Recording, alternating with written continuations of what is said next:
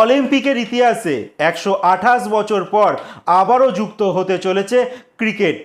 আর এই অলিম্পিক হবে লস অ্যাঞ্জেলেসে 2028 সালে।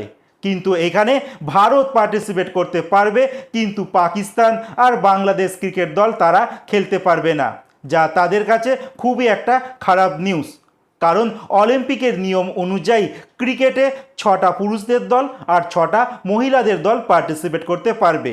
আর এখনও অবধি ক্রিকেটের কোনো নিয়ম নেই যে অলিম্পিকে কারা পার্টিসিপেট করতে পারবে, কারণ অন্যান্য স্পোর্টসে যেমন নিয়ম রয়েছে অলিম্পিক খেলার জন্য তাদের যোগ্যতা নির্ণয় কিছু ম্যাচ খেলতে হয়, যেখানে মাত্র 6টা টিম খেলার সুযোগ পাবে।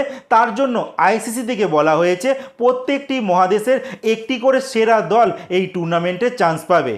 সেখান থেকে ওশেনিয়া থেকে অস্ট্রেলিয়া সেরা দল হিসেবে চান্স পাবে, নিউজিল্যান্ড সেই সুযোগ পাবে না।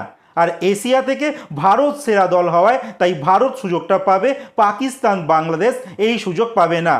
আফ্রিকা থেকে দক্ষিণ আফ্রিকাকে এই সুযোগ দেওয়া হচ্ছে, আর ইউরোপ থেকে ইংল্যান্ডকে এই সুযোগ দেওয়া হচ্ছে, আর একটা ওয়েস্ট ইন্ডিজকে এই সুযোগ দেওয়া হচ্ছে, আর আয়োজক আমেরিকা অতি অবশ্যই তারা রয়েছে।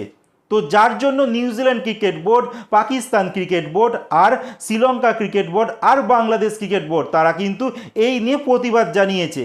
তারা বলছে কেন তারা অলিম্পিকে এত দিন পর সুযোগ পাওয়ার পরও কেন তারা খেলতে পারবে না, এই নিয়ে কিন্তু অনেক বিতর্ক এগোচ্ছে।